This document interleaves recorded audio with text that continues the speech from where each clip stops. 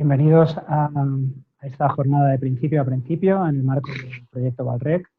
Valrec es un proyecto del Hub de Innovación 2021 de la CAM. Es un proyecto, como habéis podido leer, que tiene por objetivo el desarrollo de soluciones innovadoras para el fomento de la valorización de los RCDs y el impulso para una mayor utilización de materiales recuperados con criterios de economía circular, siempre en el entorno de la CAM. Sus objetivos son la investigación industrial y demostrar nuevas soluciones de coste efectivo que permitan un cierre de ciclos más eficiente de los materiales grandes volúmenes empleados en el sector de la construcción a lo largo de toda la cadena de suministro. Por ello, el consorcio que compone el proyecto que desarrolla el proyecto de Valrec está formado por un equipo técnico de una variedad de empresas que cubren toda la cadena de suministro, como habéis podido ver en el vídeo introductorio, Surge Ambiental, Valoriza Servicios Ambientales, ambas del grupo SACIR, Core, Allgeier Mogensen, Colloquium, Sodira, SICA, Ornicruz y Greenfield Nichols en España, GBC. Apoyadas todas ellas por centros de investigación y difusión del conocimiento como son Tecnalia, el Instituto Eduardo Torroja de Ciencias de la Construcción y la Universidad Autónoma de Madrid. Bien, como parte de este proyecto tenemos una tarea de recopilación de datos y estudio de análisis del estado del arte, de la cuestión de los residuos de construcción y demolición, teniendo en cuenta tanto las tecnologías como tipología, cantidades y calidades. Y dentro de esta tarea llevamos a cabo previamente el pasado 3 de junio una jornada de debate colaborativo a la que invitamos un gran número de expertos que nos aportaron sus planteamientos en torno a los requerimientos de los áridos reciclados y las barreras para su utilización. Todas esas conclusiones se recogieron en unos paneles y se resumieron en un informe sobre el que hoy vamos a debatir. El objetivo de la jornada será, pues, centrarnos en esas barreras que nos están impidiendo la generalización del uso de los áridos reciclados y apuntar algunas soluciones. Vamos a estructurar el debate en torno a 3 bloques. Uno primero relacionado con los aspectos normativos, un segundo bloque que tiene que ver con la infraestructura tanto tecnológica como logística, y finalmente un bloque dedicado a capacitación y difusión, sensibilización. Bueno, y para ello voy a contar con un magnífico panel de expertos que me acompaña, ¿vale?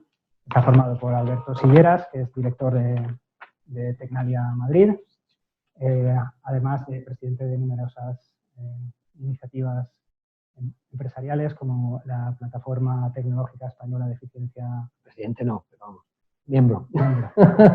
Y también forma parte del Foro de Empresas Innovadoras y de Madrid Foro Empresarial, entre otras. También contamos con Juan Diego Berjón. Buenos días. Juan Diego es ingeniero y máster superior en gestión ambiental. Es jefe de servicio de Surge Ambiental, que, como he indicado antes, pertenece al grupo SACIR. Surge se dedica a la gestión y transporte de residuos no peligrosos y gestionan una planta en Alcalá de Henares, en Madrid, con capacidad de más de 100.000 toneladas al año. Y por último, Pablo Pérez es doctor de Ingeniería Industrial, con más de 20 años de trayectoria, es director técnico de las asociaciones regionales que agrupan a las empresas gestoras de RCD en Andalucía, Madrid y Galicia, y también el del grupo de interés de áridos reciclados RCD, que le representa a nivel nacional. Buenos Además, días. titular de Galain Ingeniería, que es una empresa que se dedica a la asesoría técnica y medioambiental a las empresas gestoras de residuos. Y contaremos también con la presencia de una fila cero expertas online, a la que después os iré presentando. Sin más, vamos a dar paso al primer bloque de preguntas. Bueno, En la jornada de debate previa, una de las cuestiones que apareció como un tema importante es la falta de normativa que permita a los técnicos prescriptores contar con garantías y seguridad para su uso. Entonces, Pablo, ¿de qué tipo de desarrollo normativo hablaríamos? ¿Qué es lo que falta? ¿Qué es lo que hay que actualizar? A ver, pues desde nuestro punto de vista, la normativa actual sigue siendo el PG3. Sabemos que es una normativa del año 73 y que necesita, evidentemente, adaptarse.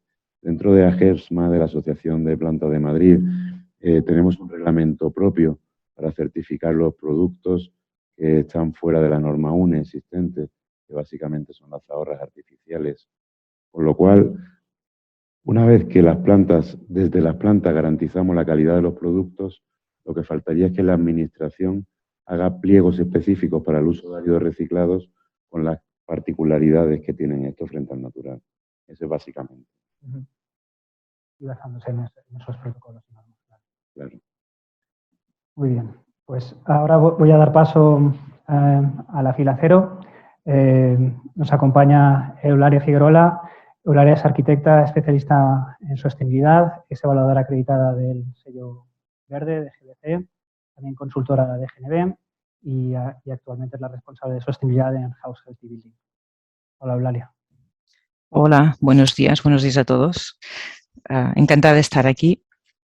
Mi pregunta va dirigida a Alberto, porque en el debate anterior se señaló también la necesidad de una mayor sinergia entre investigación, normalización y o certificación.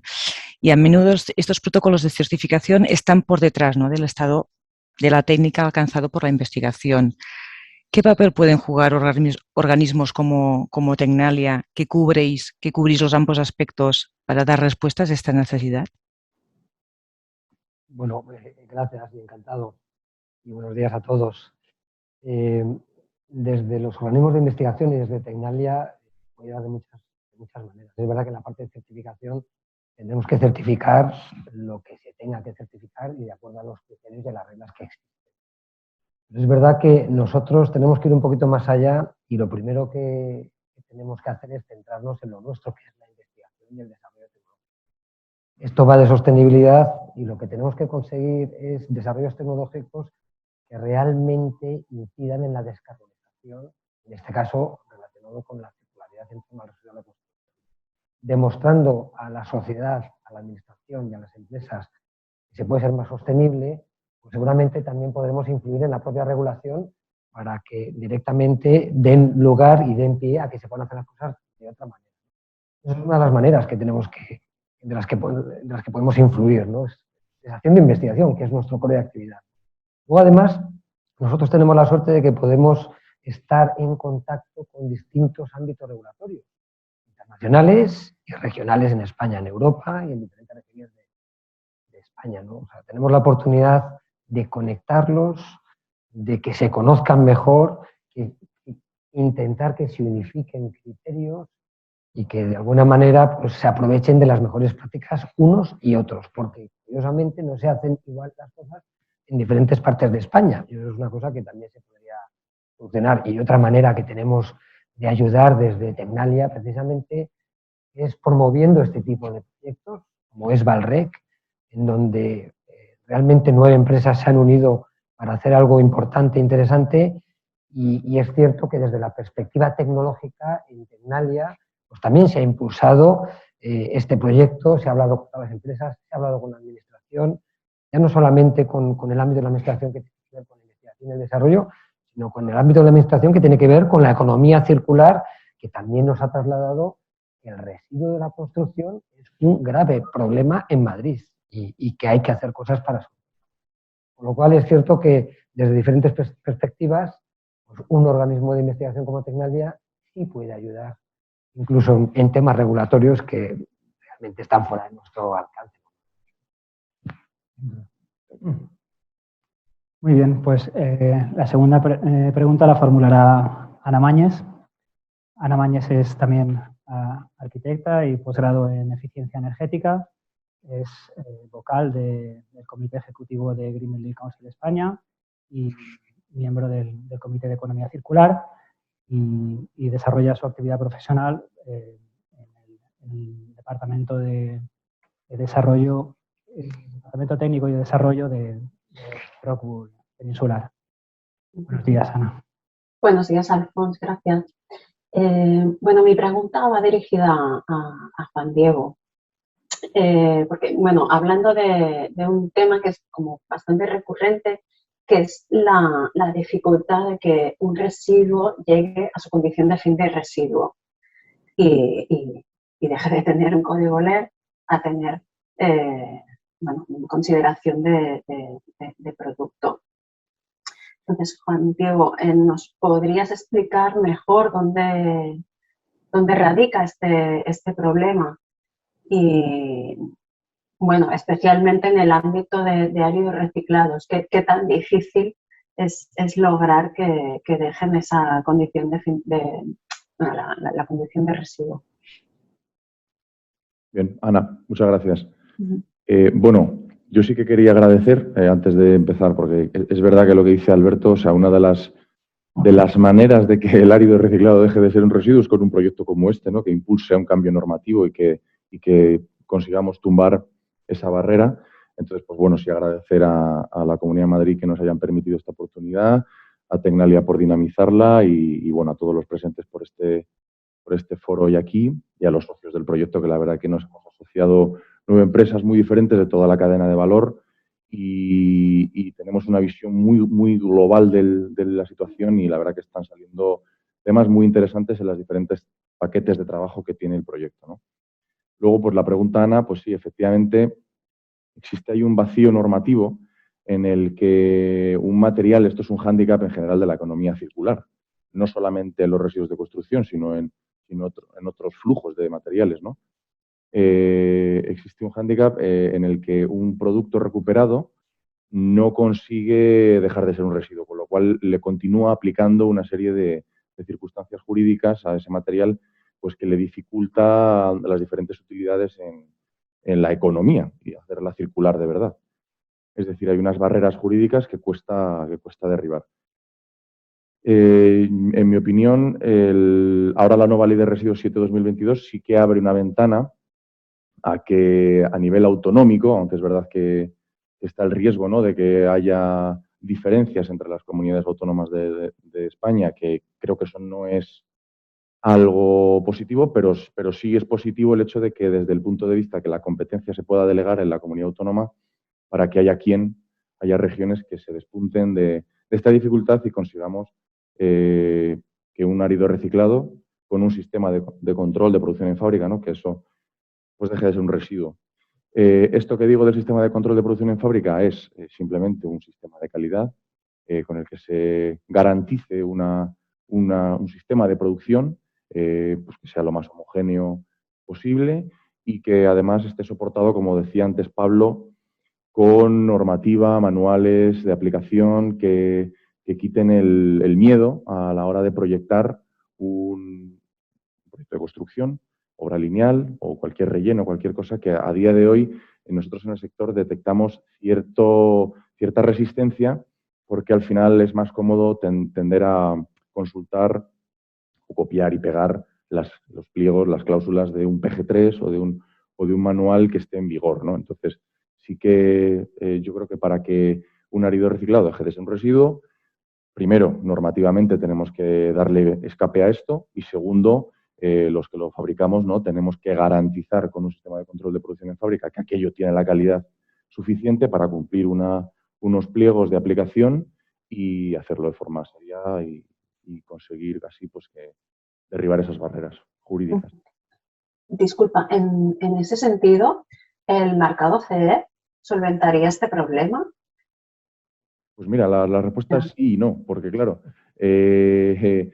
jurídicamente no hay un fin de condición de residuo. O sea, es un tema un poco surrealista porque el marcado CE es una homologación a la comercialización en la Comunidad Europea. Entonces, es muy curioso que por un lado haya un sello de calidad, que es el marcado CE, es un sello de calidad, como los puede haber de otros tipos, como decía Pablo. En AGESMA tenemos un reglamento con un marcado propio, o sea, un marcado C es un sello de calidad, pero jurídicamente aquel material no tenemos una nota ministerial o algo en lo que jurídicamente nos podamos apoyar para afirmar que aquello deja de ser un residuo. La realidad es que un marcado C te permite comercializarlo, la realidad es que en obras se está introduciendo, porque a nivel prestacional son materiales sobradamente demostrados en su calidad, pero bueno, pues nadie dice nada, eso está así y se acepta así. Entonces, bueno, yo creo que sí que el marcado C ayuda, pero es conveniente articular o darle respaldo y garantía a que aquello realmente jurídicamente deje de ser un residuo e incluso salga sin un documento de identificación, porque pues vuelvo a repetir que cuando un material es un residuo, le aplica mucha normativa y mucha burocracia al traslado, a la aplicación. Entonces, el marcado C ayudaría, pero hace falta que también se apoye desde el fin de condición de residuos, desde la normativa de residuos. Es necesario. Gracias. Gracias. Muy bien, pues daremos paso de nuevo a la fila cero. Nos acompaña también Cristina Sendra. Cristina es ingeniera química y doctora en ciencias ambientales. Desarrolla su labor en EIG desde hace más de 15 años. Eco-Intelligent Growth es una consultora de economía circular e innovación. Bueno, Hola.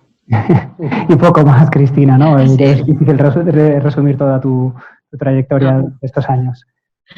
Vale, bueno, aquí estoy un poco en representación de Eco-Intelligent Growth, pero también de Grupo Construcía, que es el grupo global al que pertenezco, ¿no? Y en el que estamos intentando esto. Todas las mejoras que descubrimos de economía circular, etcétera, pues las intentamos en la medida de lo posible llevarlas a la práctica en nuestras obras y en nuestros proyectos.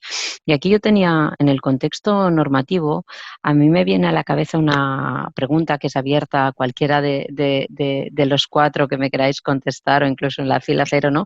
Es ¿qué sentido lo veis y hasta qué punto afectan todas las limitaciones que tenemos normativas en el uso que limitan el porcentaje de uso de áridos reciclados para determinadas aplicaciones, como pueden ser estructurales, etcétera, son coherentes con la realidad tecnológica?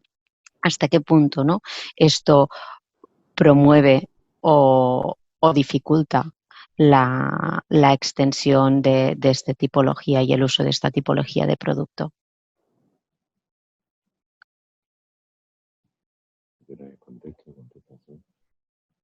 Pablo. Pablo, Vale. tú mismo. Hola, muy buenas.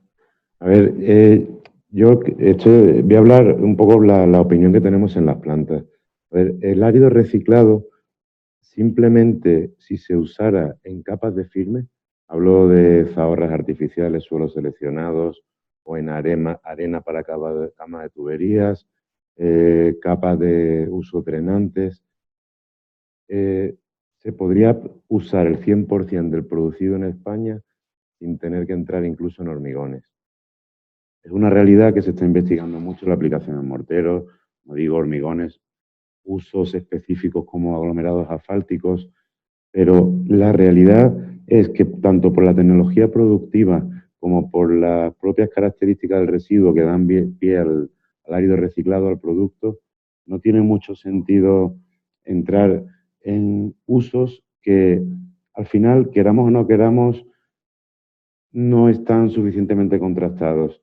Entonces, en relación con tu pregunta, la EHE contempla el 20% del árido grueso en hormigones estructurales, contempla el 100% de árido grueso en hormigones no estructurales, pero si aplicamos ese árido grueso, por una parte en la planta estamos dejando un material fino que tiene menos salida que el producto de granulometría continua, y por otra parte meter un árido en un hormigón que al final puede tener un contenido de sulfatos, por poner un ejemplo, que en una capa de firme no va a afectar para nada, pero que en un hormigón pues, puede generar un problema a la larga.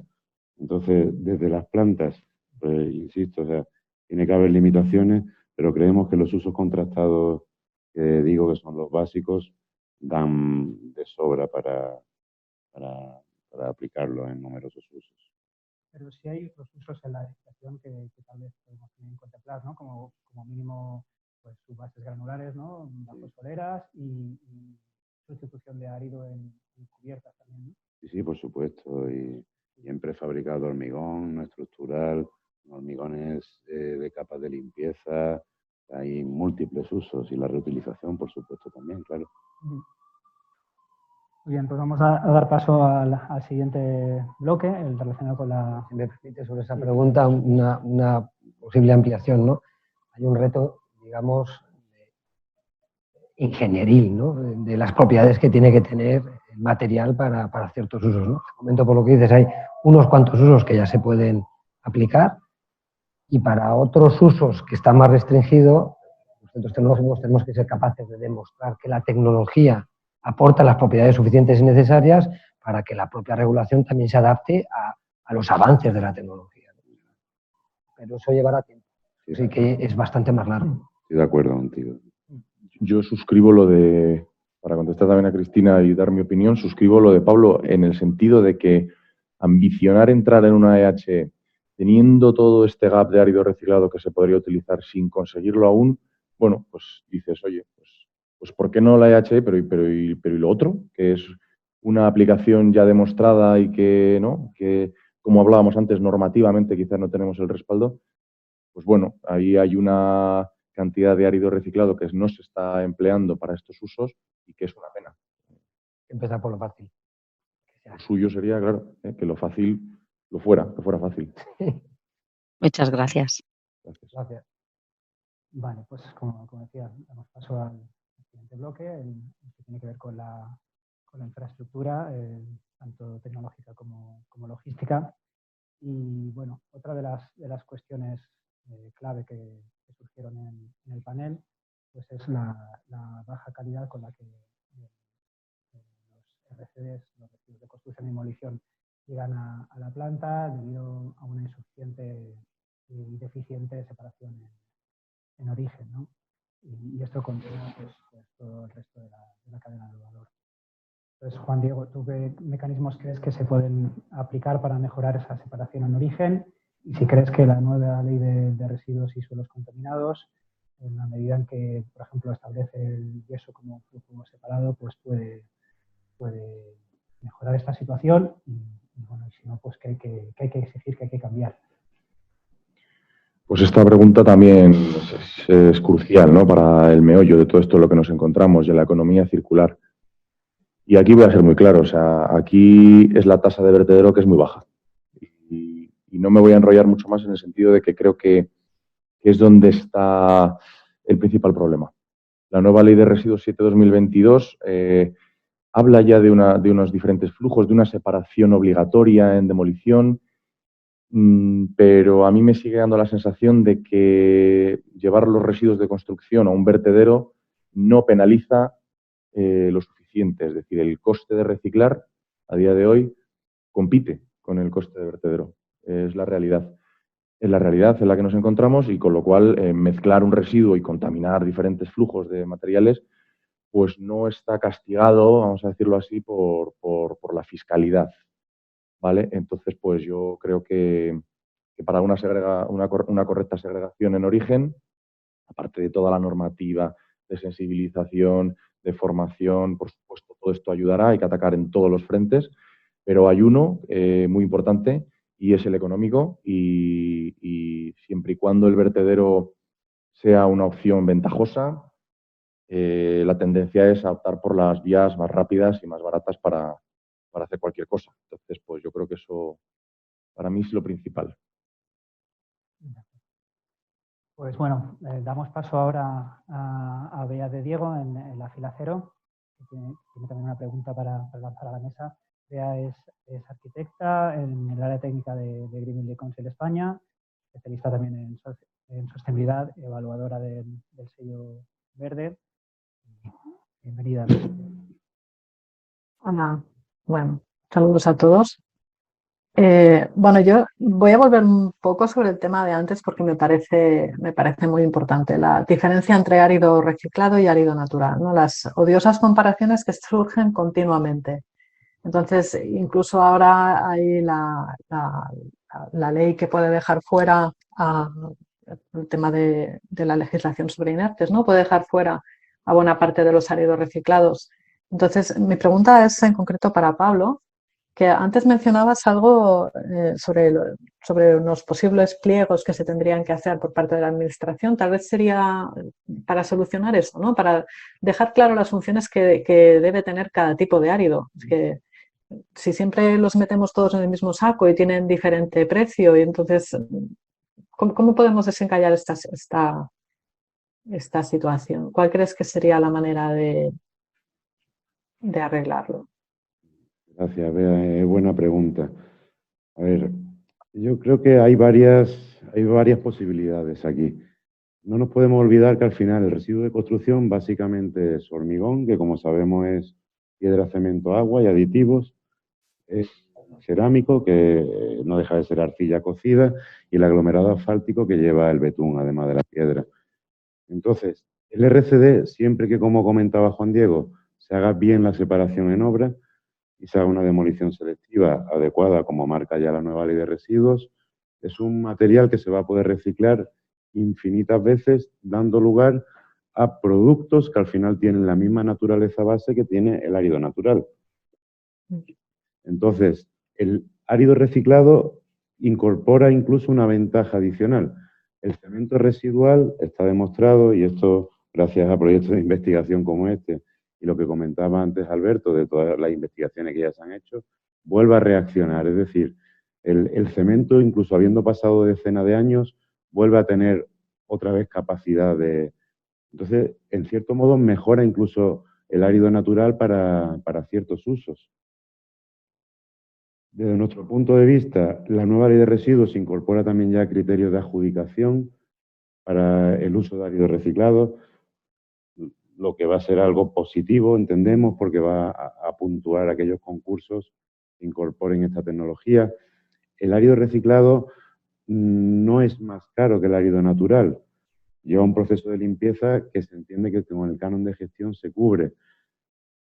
Y tiene una ventaja, sobre todo, que las plantas en numerosas ocasiones están más cerca de los puntos de consumo, por lo cual el coste de transporte es inferior al del árido natural. Está donde está la cantera natural. Entonces no deberían darse, no debería haber diferencias sustanciales. El consumo de áridos naturales, además, por entrar en números concretos, si os parece bien incluso, en España son unos 2.500 kilos por habitante y año. Es decir, España puede tener un consumo de sobre 150 millones de toneladas al año. En áridos reciclados nos podemos manejar en 45 millones, una tonelada habitante año. Nuestros números indican que si todo el sistema cerrara, atando todos estos cabos que estamos comentando, del orden del 20% de la necesidad de áridos naturales podría ser cubierta por los áridos reciclados. Solo con los usos que comentaba también Juan Diego, que debería ser algo. Y el caso de Madrid es especialmente significativo porque tenemos una infraestructura de plantas impresionante, con tecnología punta. Yo creo que no se dan, tú me corriges, no hay 10 kilómetros o 15 en Madrid donde no haya una planta para poder llevar un residuo o adquirir un árido, pero la tasa de reciclado que tenemos en la comunidad hoy por hoy es de las más bajas de España, a su vez. La administración está trabajando en ello, la comunidad estamos también trabajando con ellos, con Ayuntamiento de Madrid también está trabajando en un pliego de uso, pero bueno, al final ese, y yo creo el camino este, y proyectos como el que nos ocupan, es el camino que tenemos. Muy bien. Pues gracias. Creo también que Eulalia, desde la, Sí. de la fila cero, interviene. Sí. Sí, me gustaría, es un poco una pregunta también para los tres casi, ¿eh? Se trata de la trazabilidad, es decir, desde la generación de los residuos urbanos hasta la llegada a su planta y su ubicación, su reciclaje, esa trazabilidad se percibe como un elemento clave, o sea, una barrera y un elemento clave, ¿no?, para mejorar la información del producto, impulsar su aceptación y evitar vertidos ilegales. ¿Cómo podemos impulsar desde los centros de investigación o desde innovación o desde vuestros sectores la gestión y esta valorización de residuos? O sea, ¿qué se necesitaría para promover o para guardar esta trazabilidad? Eso yo, si os parece, aquí se habla de centros de investigación. Gracias, Eulalia. Bueno, yo antes de nada, dos matices relacionados con las dos cuestiones anteriores, ¿no? Porque es verdad lo que dice Juan Diego, ¿no? En el momento está saliendo más barato ensuciar que reciclar. Eso es un problema, ¿no? Desde los organismos de investigación tenemos que trabajar para que realmente esto sea rentable también, ¿eh? O sea, nosotros tenemos que ponernos en la piel de las empresas también y en la administración. Y uno de nuestros retos, si somos los que tenemos que abordar este tipo de retos, es conseguir desarrollos tecnológicos que esto sea.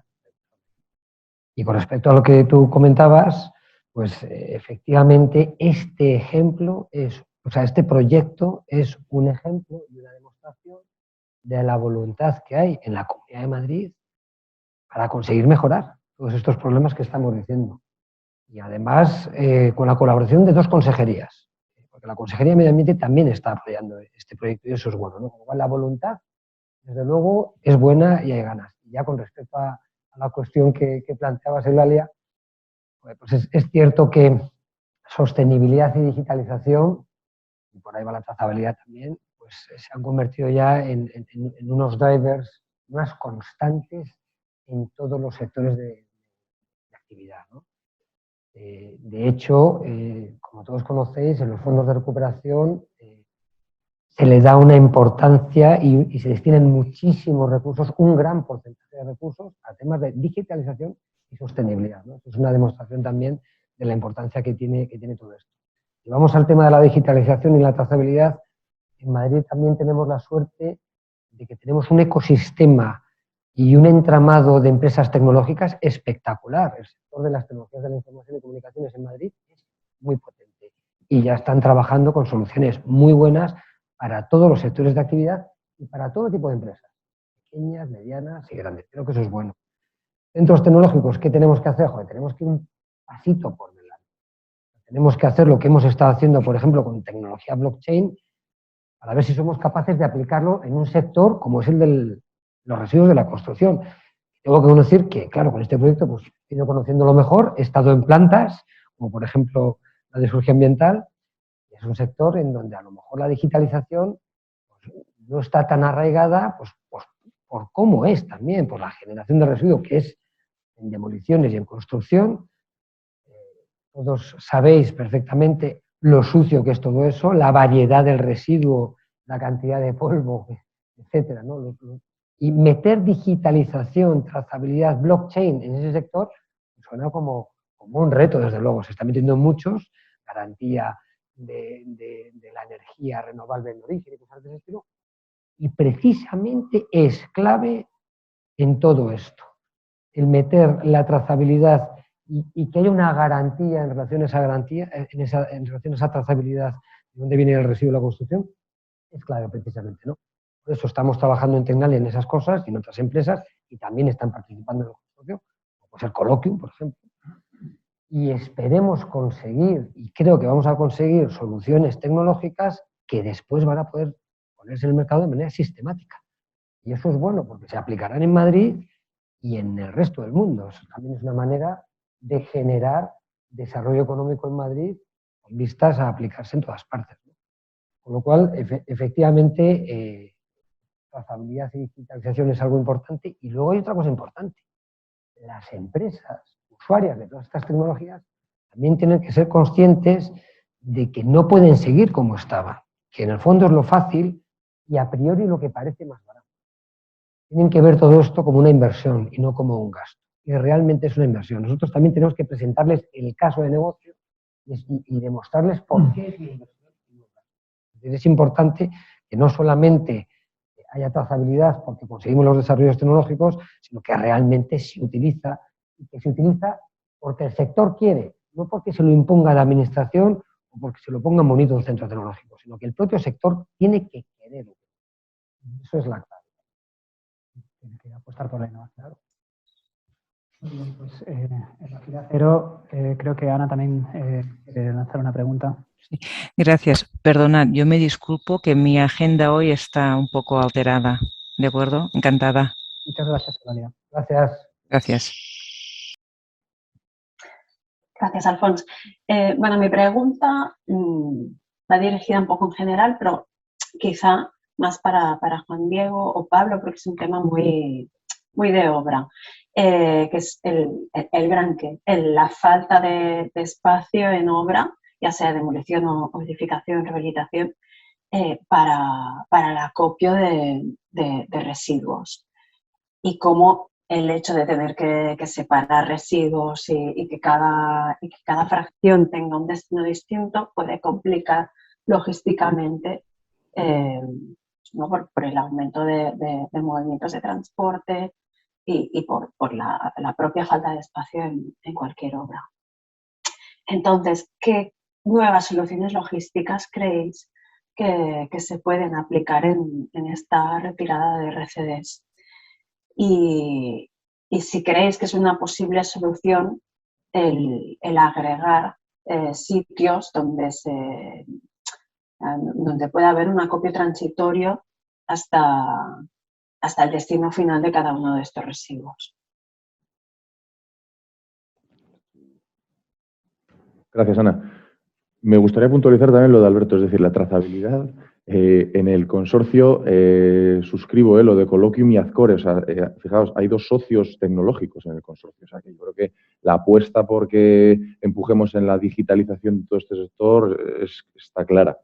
Y por ser prácticos, nosotros en el día a día de las empresas, me gusta decir este ejemplo porque se entiende muy bien. A nosotros en la planta nos llegan documentos de identificación arrugados, manchados de café, con letra ilegible. Esto es una realidad, ¿eh? Esto es una realidad. Entonces, pues trazar así un residuo es muy complicado. Y dicho esto, a la pregunta del espacio, Ana, esto es como si nos planteamos si tiene sentido reciclar en casa los envases, el papel cartón, la orgánica, porque me falta espacio en la cocina. Pues oiga, si queremos economía circular y si queremos aprovechar el flujo de materiales que acaban en vertedero a día de hoy, toca darle al coco. Y por supuesto es una buena idea un espacio transitorio, un punto limpio. Por supuesto es buena idea un punto limpio. Por supuesto es buena idea trabajar con la famosa saca, que es un elemento de transporte que se utiliza a día de hoy ya perfectamente para obras menores y para obras mayores. Nosotros adecuamos las fases de la construcción al tipo de residuo que está saliendo, es decir, pues en la fase de encofrado no colocas contenedores para plástico, ahí pues va a salir mucho hormigón, va a salir la madera del encofrado, va a salir, bueno, en fase de instalaciones no colocas contenedores para el hormigón, ¿no? Quizás colocas más contenedores para el packaging de lo que está viniendo, para temas más plásticos, más cartonaje. Entonces, hay que adecuarse. Lo que no vale es excusarse en la falta de espacio para no reciclar. Esto, desde luego, no es una solución. Por supuesto. Completamente de acuerdo con lo que habéis comentado los dos, e incluso incidiendo en el punto tuyo de antes, la administración, en este caso estoy de acuerdo, además está haciendo un gran trabajo, tanto de comunidad, ayuntamientos, y va por la línea que tú dices. Te voy a contar una anécdota cuando íbamos a subir ahora Juan Diego y yo, abajo en la calle hay un contenedor de obra, el típico contenedor desastre, donde había escombros, cartón, botellas, basura, bueno, de todo. Eso no puede ser, y eso es la base, es el que ha hecho esa reforma domiciliaria. Como bien decía también Juan Diego, y en relación con tu pregunta, tiene que cambiar el sistema actual de reforma domiciliaria. En la obra, como decía Juan Diego, más grande, creo que se está haciendo, ¿no? A nivel ya de constructoras, es algo que está muy interiorizado, pero la pequeña empresa de reforma domiciliaria, pues tiene que cambiar el sistema. Hay que quitar los marcos de puertas, meterlo en una saca, hay que quitar la parte textil, hay que sacar los muebles por separado y hacer esa demolición de forma que la planta llegue clasificada. Eso es fundamental. y eso no va a suponer en modo alguno un encarecimiento de la obra. Lo que sí va a suponer es que el residuo tenga una diferenciación en precio por ir más limpio. Y ese tiene que ser el futuro. Y creemos que la ley 722 va en esa línea, la administración va en esa línea, y eso, por supuesto, de la mano de la tecnología para esa salida de residuos que vaya diferenciada también una de otras. Pero hay que cambiar costumbres en la obra, en la forma de hacer la obra, como digo, y por supuesto, que a lo mejor luego no sé si hablaremos, del diseño de los productos en fase ya de fabricación de las materias primas que usamos, ¿no? Bueno, esto da pie también a que pasemos al tercer y último bloque, el relacionado pues con la capacitación y con la sensibilización, ¿no? Todo el sector tiene que entender que esto no puede suceder. Por otra parte, también ha quedado muy claro, ¿no? Pues que hay un desacople entre demanda y oferta, ¿no? Hay capacidad para generar erario, prácticamente todos los flujos son reciclables con suficiente calidad, pero no hay demanda. ¿Qué podemos hacer para salir de este estado? Pues mira, aprovecho y además así digo algo que tenía ganas de decir y no lo había dicho. El tema de este proyecto creo que impulsa la filosofía de la región y creo que impulsa hacia la economía circular, pero que tampoco estamos inventando la rueda, o sea, que ya hay lugares en el mundo donde esto funciona. Y yo me fijo, pues incluso dentro de España hay regiones donde las tasas de reciclaje son mucho más altas, ¿no? Siempre suele coincidir en regiones donde se penaliza la no separación de los residuos, esto está penalizado, es decir, la mezcla de residuos y la imposibilidad del reciclaje, lo que te obliga a verterlo en un agujero y enterrarlo, esto está penalizado, es decir, no se externaliza este coste ambiental para futuro, no, se grava. Suelen ser regiones donde esto se produce y también se produce todo el tema que hablábamos al principio, de fin de condición de residuo, hay un respaldo de la administración por introducir un mínimo de material reciclado en obra, porque hay pliegos y manuales que soportan técnicamente la utilización de estos materiales y tal. Entonces, este caldo de cultivo es el que hace falta para que se desbloquee la situación, pero no porque lo diga yo, ni a lo que estamos aquí, ni porque ya está funcionando en otras regiones de España y del mundo. Yo creo que sí. Muy bien, pues volvemos a la fila cero, donde Bea de Diego tiene una cuestión que lanzar. Sí, antes creo que ha sido Juan Diego que has dicho que reciclar está compitiendo con el vertedero, ¿no? Vale, pues si hay un 20% de los residuos que está yendo a vertido ilegal, ¿no? ¿Qué va a pasar ahora si sube la tasa de vertedero, ¿no? Probablemente si las cosas no cambian, pues veremos que el vertido ilegal aumenta. Entonces, bueno, mi pregunta era esto, ¿no? En concreto era para Pablo. ¿Cómo se podría solucionar? ¿Cómo se podría incentivar que no se produzca este vertido ilegal, ¿no? ¿Es a través de tal vez un IVA reducido para el árido reciclado? ¿Qué posibilidades se podría haber, ¿no? Ahora, por ejemplo, tenemos el tema de la taxonomía de las finanzas sostenibles, ¿no? Que pone sobre la mesa el concepto del no daño significativo y que habla de que un 70% de los residuos se tienen que preparar para reutilizar, reciclar o rellenos.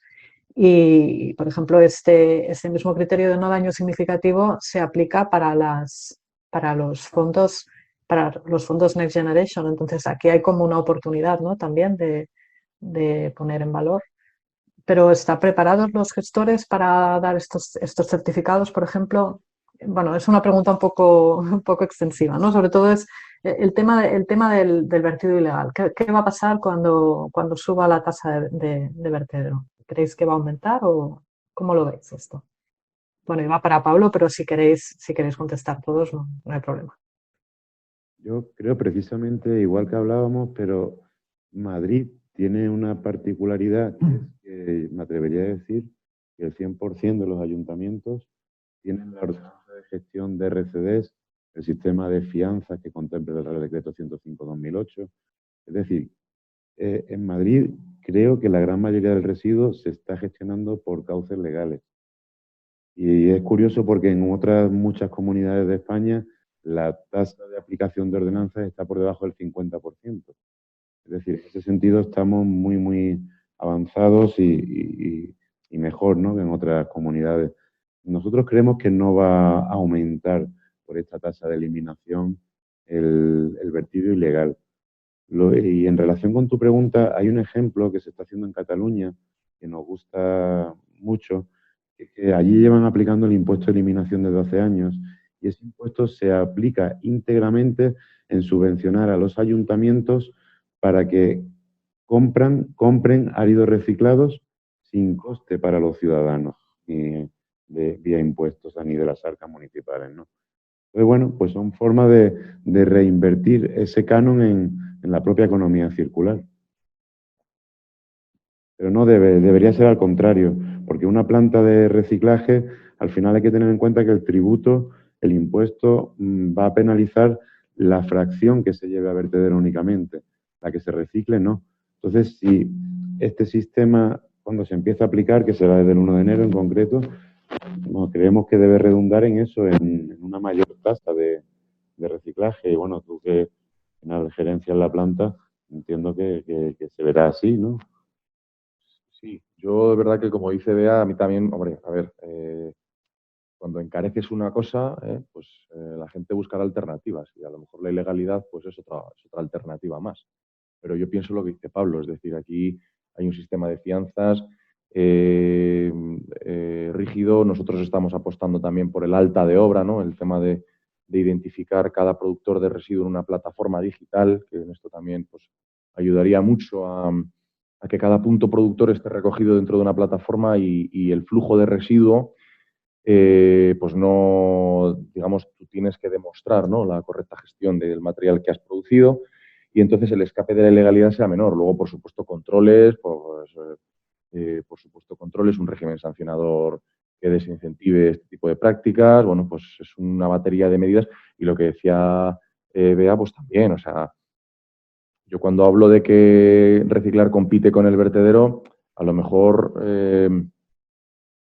claro, se puede pensar que hay que subir la tasa de vertedero más, una opción, o se puede pensar en abaratar correctamente, como decías, fiscalmente la utilización de materiales reciclados, vía subvención o vía 1000 vías fiscales que se pueden pensar para quizás no encarecer el vertedero, sino abaratar la economía circular. Pues la solución tiene que ser una batería de cosas que sumen. Está claro que una sola no va a funcionar. El caldo de cultivo del que hablabas, ¿no? El caldo de cultivo. Aquí es una batería de cosas que se tienen que dar, no solamente una. Sí, ahora doy paso a Ana Mañez, que también tiene una pregunta para la mesa. Gracias. Bueno, mi pregunta va dirigida a Alberto. Hablando, bueno, desde la anterior jornada, ya se vino comentando ampliamente pues, que las tecnologías de reciclado están establecidas, existen, que actualmente ya es viable darle una buena salida a casi todas las corrientes de residuos. Y que el punto débil es el tema del conocimiento en el tejido industrial, ¿no? en el mundo de la construcción. Entonces, ¿cómo se puede impulsar esta transferencia de conocimiento desde un centro tecnológico como puede ser Tecnalia a la práctica constructiva? Y si una de las vías o una gran vía de lograrlo es a través de demostradores a gran escala, como nos encontramos. Muchas gracias, Ana. Interesante pregunta. Probablemente la pregunta del millón, desde la perspectiva de la I+D y los desarrollos tecnológicos, ¿no? Pueden hacer pruebas en laboratorio, funciona, Es un pequeño piloto demostrador, funciona, pero luego cuando llegas a la escala industrial, cuando llegas a la industrialización, pues ahí te la juegas y bueno, hay que ir con un mínimo de confianza. Es verdad lo que dices, ¿no? Que ya existen tecnologías orientadas a la circularidad de la construcción, pero también podemos decir, los que estamos aquí, que es un campo abierto para la investigación y hay que hacer muchísimo más. La oportunidad de mejora desde la perspectiva tecnológica, y no hablo solo de trazabilidad blockchain, hablo de separación del residuo, hablo de nuevos productos a partir de lo que se valoriza del residuo y poner eso en mercado. O sea, hay un campo abierto espectacular, hay mucho más que hacer. Entonces, como decías, la pregunta del millón, y grandes demostradores o no, pues joder, la respuesta es depende también, ¿eh? O sea, no siempre es igual, la casuística es inmensa, ¿no? Entonces, bueno, a veces sí que merece la pena y es necesario llegar a un gran demostrador, a veces se puede hacer a más pequeña escala. Lo que sí es verdad es que nosotros, los organismos de investigación y los centros tecnológicos de desarrollo tecnológico e investigación aplicada, como es Tecnalia, estamos orientados al mercado, nos tenemos que poner en la piel de las empresas. Nosotros tenemos que conseguir demostrar a las empresas que la aplicación de la tecnología es rentable. Tenemos que ir con el caso de negocio. Y de esa manera ellos pues, se sentirán más seguros a la hora de desplegar las tecnologías, teniendo en cuenta que además en la I+D siempre hay un riesgo inherente. Las empresas están arriesgándose y están apostando. Eso siempre, ¿no? Pero, insisto, tenemos que ir ahí. Con grandes demostradores o no tan grandes, pero desde luego lo que sí que tenemos que conseguir es ese caso de negocio. Es la viabilidad técnica y económica de la tecnología que se ha desarrollado para que las empresas pues, las desplieguen. Tenemos que llegar ahí. Eso se hace con productos mínimos viables, más o menos grandes demostradores, ¿no? O procesos mínimos viables. Y bueno, tenemos la suerte de que precisamente Valrec es una gran oportunidad en ese sentido. Nosotros vamos a terminar con un demostrador en el que podremos comprobar que los desarrollos tecnológicos tienen sentido para toda la cadena de valor, además. Tenemos la ventaja de que hay 9 empresas que participan en Valrec, muy implicadas, todas ellas, y vamos a poder demostrar muchas cosas, ¿no? O sea, que Valrec es una gran oportunidad en ese sentido, ¿no? El problema es que, en el fondo, bueno, problema, bastante vamos a hacer, ¿no? Pero la realidad es que con 2 años, y estamos hablando de I+D, en el horizonte temporal de la I+D, 2 años no es mucho. Y 2 años coordinando la labor de 9 empresas y 3 organismos de investigación. Aquí también está el Instituto Roja, la Universidad Autónoma de Madrid y Tecnalia, ¿no? Entonces, se pueden conseguir unas cuantas cosas, pero es muy poco en comparación con todo lo que se puede conseguir. Y si realmente pretendemos generar impacto, queremos transformar la industria, pues obviamente necesitamos más tiempo. Uno, podemos tener líneas de investigación abiertas con resultados prometedores sobre las que hay que profundizar, no da tiempo en 2 años en conseguir la panacea, como es lógico. Tenemos que abrir nuevas líneas de investigación que vamos a descubrir todos juntos en el contexto del proyecto. Incluso a lo mejor tenemos la necesidad, Ana, de trabajar en el tamaño del demostrador, porque en algún caso es necesario para que las empresas se lo crean y lo adopten, ¿no? O sea, probablemente se requiera más tiempo, ¿no? Bueno, esto es lo que termina conduciendo precisamente al desarrollo económico en base a una actividad concreta y un sector de actividad. Y eso es lo que precisamente persigue la Comunidad de Madrid con los hubs de innovación. Al final, la Comunidad de Madrid lo que quiere es que haya una actividad económica basada en desarrollo tecnológico, en la adopción de las tecnologías por parte de las empresas, para que al final se genere empleo también. Y para que desde esa perspectiva se pueda trabajar para Madrid y luego aplicar todas esas mejoras que hacen a las empresas madrileñas más competitivas en el resto del mundo. Y es siempre un crecimiento de las empresas y una mejora de la competitividad de las empresas en base a la tecnología. Como decía, es lo que pretende la Comunidad de Madrid. Ese es el espíritu de la innovación Y desde luego que tenemos que agradecer a la Comunidad de Madrid que esté trabajando de esta manera. Es decir, generando actividad económica en desarrollos tecnológicos trascendentes y de futuro. Digamos que durante bastante tiempo se pueda trabajar. Y es verdad que nosotros tenemos un hub de innovación basado en la circularidad de la residuos de la construcción, pero hay otros hubs de innovación en la Comunidad de Madrid y sigue el programa abierto en la Comunidad de Madrid para generar actividad económica en base a otros ámbitos de actuación, a otros desarrollos tecnológicos en otros sectores de actividad. Y la verdad es que creo que eso es bueno, es un acierto por parte de la Comunidad de Madrid. Bueno, tenemos la suerte de haber propuesto nosotros una iniciativa para el sector de la construcción que tiene sentido en la Comunidad de Madrid.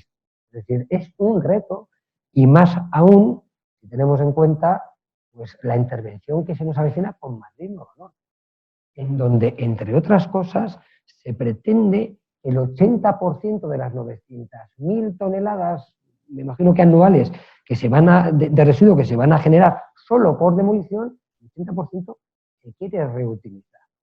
Esta iniciativa está muy alineada con esas necesidades de la Comunidad de Madrid y, de hecho, ya nos estamos hablando, por supuesto, de la Consejería de Medio Ambiente y la Dirección General de Economía Circular, pues con intervenciones como Madrid Nuevo Norte, porque estamos totalmente relacionados con algunos de los retos que están afrontando, ¿no? Está todo bastante bien sincronizado, está bien pensado. Es una pena que no hayamos podido debatirlo con Antonio Plaza, que venía en representación de la Dirección General de Innovación Tecnológica de la CAM. Hemos estado esperándole, pero bueno, debido probablemente a las restricciones de movilidad derivadas de la cumbre de la OTAN, pues no hemos podido contar con su presencia. De donde vengas era complicado llegar, estamos al lado de la Castellana, una pena, porque desde luego que esa perspectiva nos interesaba a la audiencia muchísimo.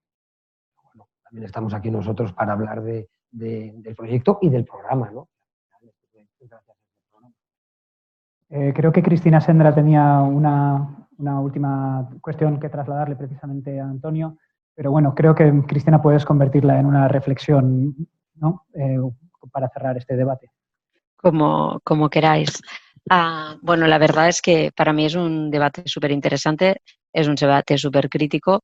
La economía circular, la implementación es el reto que tenemos ahora adelante, ¿no? La urgencia, el conocimiento, etcétera, es algo que ya está en boca de todos los niveles, es algo que como huella de carbono, como diferentes conceptos, ya por suerte es algo masivo. Lo que sí está por delante es esto, cómo lo implementamos y cómo lo implementamos en sectores como el de la construcción, que somos responsables entre todos de consumir estas cantidades ingentes de materiales, ¿no?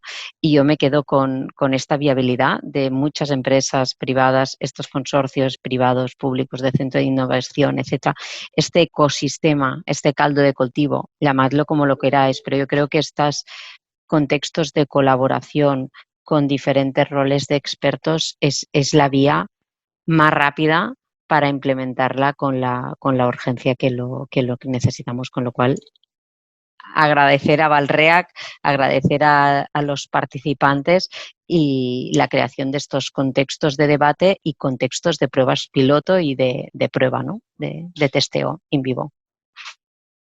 Pues muchas gracias, Cristina, por tu apoyo y por esta reflexión. Nosotros seguiremos trabajando en ello y, bueno, muchas gracias también a la audiencia, al resto de la Fila Cero y nada, os animamos a seguir en redes sociales el proyecto Valrec. Muchas gracias. Gracias a vosotros. Buenos días. Buenos días.